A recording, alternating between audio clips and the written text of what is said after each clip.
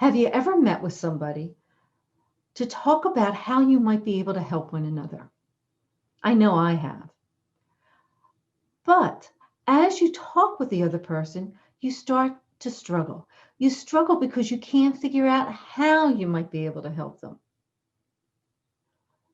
And the reason being, the other person cannot articulate what their ideal client looks like.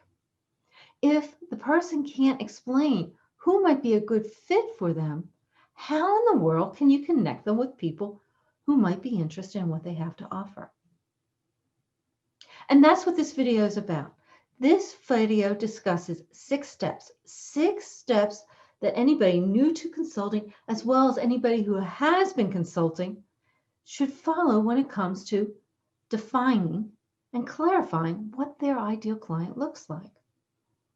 Hello, I'm Laura Burford. And if you're interested in additional insights into consulting, please consider subscribing to the channel. And if you click on that bell, that yellow bell, you'll be notified when the next video is available. If you like this video, please click the like button as well. When you determined your focus, that one thing for which you want to be known, you spend some time gaining some insight into your ideal client. You did some research. You read studies. You talked to people. Maybe you put out a survey because you wanted to figure out what people needed help with. What pain points do they have? What are their problems? What opportunities are there? You wanted to determine what people would be willing to pay you for. And as you did that, you obtained some insight into your ideal client. Now it's time to draw a picture. Draw a picture as to what that ideal client looks like. A picture, a description, so that you can articulate it to somebody else, so that they know who might be a good fit for you. And as you think about your ideal client, that description, you want to be as clear as possible. People don't hire consultants. They hire somebody to help them with a problem, help them with an opportunity. So you want to be as specific as possible as to what that person looks like. You might say you want to work with small businesses. Well, do you really want to work with small businesses, or do you really want to work with small business owners? Do you want to work with small business owners that are in the retail business or in the beverage business? Or do you want to work with small business owners that are attorneys? You want to be as clear as possible and as specific as possible when you define what your ideal client looks like. The first step you want to go through is this. You want to define the characteristics of that ideal client. These are the tangible things, the demographics. Age, location. Are you looking at East Coast of the US, West Coast of the US, or Europe, or Asia, or does it not matter? Are you thinking about small businesses, large businesses, corporations? Step two is all about defining the behaviors, the intangibles. How do people act? How do they behave? How do they treat you? How do they treat their customers? You might want to think about your core values. You defined your core values when you thought about your focus. Do you want your ideal client to have the same core values or similar core values as you? Step two, the behaviors, the intangibles. Step three goes back to your pain points and your opportunities. And you want to think about the criteria that ties to your ideal client when it comes to those pain points and the opportunities. For example, you want to work with small business owners, but you really want to work with small business owners who have a growth mindset and want to increase their sales. A financial aspect to the criteria for your ideal client. Or maybe there's an emotional aspect as well. They want to grow their business. They want to increase their sales so that they have more time off for their family. You want to think about those pain points and the opportunities and their criteria as it applies to your ideal client. Step 4, what is the rational and emotional criteria of your ideal client? What objections do they have to hiring consultants? Why would they hire consultants? For example, maybe the person who would hire you works within a company that's not too large and not too small. Will your ideal client hire you? Do they appreciate the fact that for them to be successful, they need to bring somebody in from the outside? They need to rely on somebody who's not on staff. So step 4 comes down to what is the irrational and emotional criteria that your ideal client will follow to hire a consultant. We now get to step 5. And step 5 requires you to take a step back and think about your characteristics, your behaviors, the pain points and the opportunities, as well as the rationale and emotional aspects that go into having your ideal client think about hiring you. And you take a step back and you draw a picture. And if you can't draw, that's okay.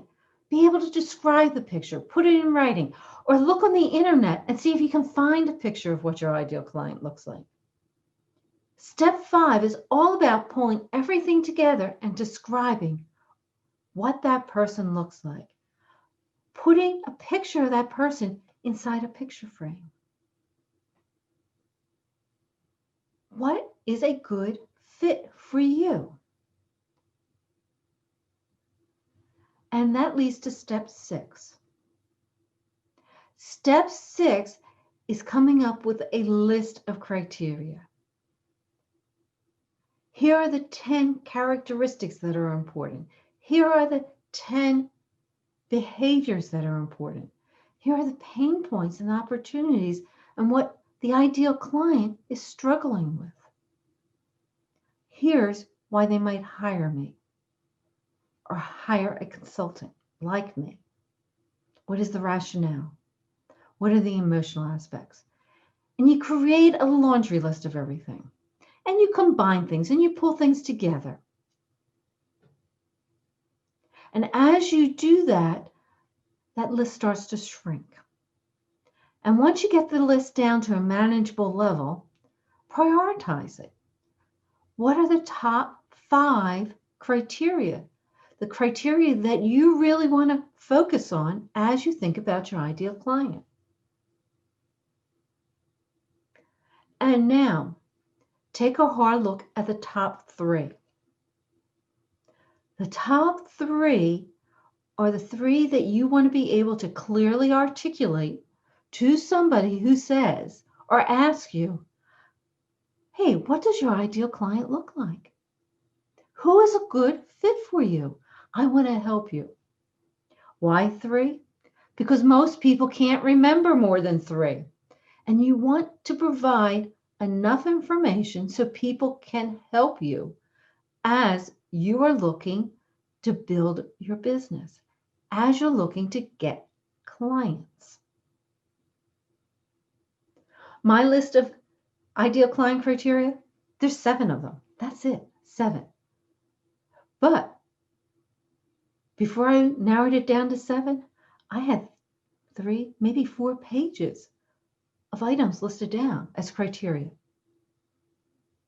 You want to hone in on your top criteria. And every time you look at somebody who might be a potential client, you're going to come back to that criteria. And you're going to evaluate them against that criteria. To recap, there are 6 steps. 6 steps that anybody who's a consultant or a contractor or a freelancer should go through when it comes to defining or refining what their ideal client looks like. Step 1, define the characteristics, the tangibles.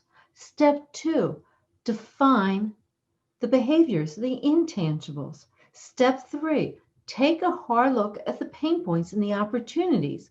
You thought about them when you came up with your focus, what people are willing to pay you for, and think about the criteria that goes around those pain points and those opportunities. Step 4, consider the rational and emotional aspects. Why would somebody hire you? What are their objections?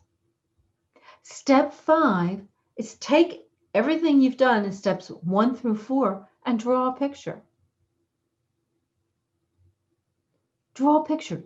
Either come up with an image or write a description. Who is a fit for you? And step 6 is take a step back, pull all your information together, and come up with a list. Here are the top ideal client criteria for you. Who do you want to work with, and who would want to work with you? It's a two-way street. And you want to narrow that list down to maybe it's 10, maybe it's 20. As I said, I have 7, but you want to hone in on those top 3 so that when somebody says to you, I would love to help you, I would like to help you get clients, you are able to clearly articulate the criteria that you use, at least the top 3 that you use, so that they can point the right people in your direction. There are several videos out on this channel that discuss other aspects of your ideal client. One that discusses how do you go about finding your ideal client? Because it's great to define what your ideal client looks like, but if you can't find them and they can't find you, well, they're not an ideal client. I will jot down below in the description area links so that you can easily find some of those videos. There's even a playlist out on this channel that discusses focus and ideal client. And there's several videos on that playlist because your focus and ideal client go hand in hand and they have to work together.